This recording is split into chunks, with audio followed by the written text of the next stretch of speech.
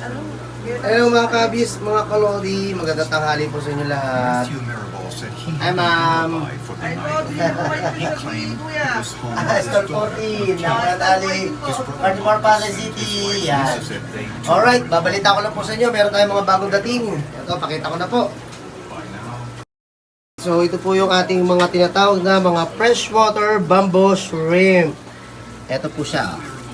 Mukhang napagod na po yung ating mga bamboo shrimp sa biyahe. Ayan. So, female po ito ha. So, female na bamboo shrimp. So, siya. Tapos ito pa yung iba, mga pinapoploating ko na po rito. Ayan.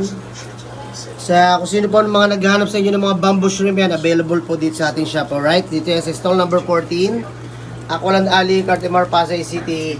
So, pasyal na po kayo dito pagka need nyo ng ganitong klaseng shrimp. So, ano rin po ito, mga cleaner shrimp din po ito ha. So, madalas ito, tumatambay ito doon sa ating filter media.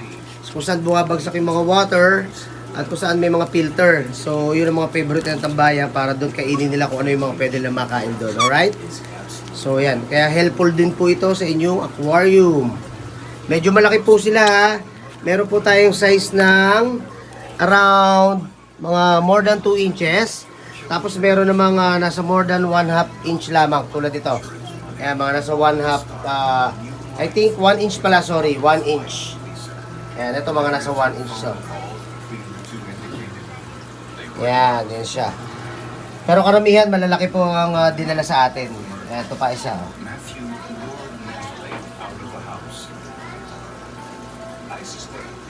Yan, okay? So, yan ang ating mga freshwater bamboo shrimp. At sinamahan din po niya, sino mga naghanap sa inyo ng mga nerite snail. Ayan o, mga nerite snail, mga zebra. Zebra, nerite snail, meron din po tayo. So, yan, mga algae eater snail din po ito. At saka itong klaseng algae eater snail na ito, hindi po ito yung dumadami sa ating mga freshwater tank. Kasi po, yung eggs nila, kung sakali maglagay sila ng eggs sa inyong aquarium, nahahatch ang egg nila sa brackish water, yung may alat. Kaya ito favorite ng mga aquascaping o aquascaper na algae eater snail kasi nga hindi sila dumadami. Pero, ang experience sa iba, tumatakas naman daw.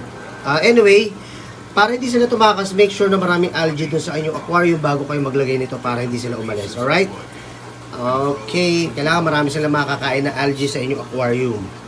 Tsaka ho yung, ano na yung tangke nyo, hindi newly, kundi matagal nang na-cycle. Maraming salamat!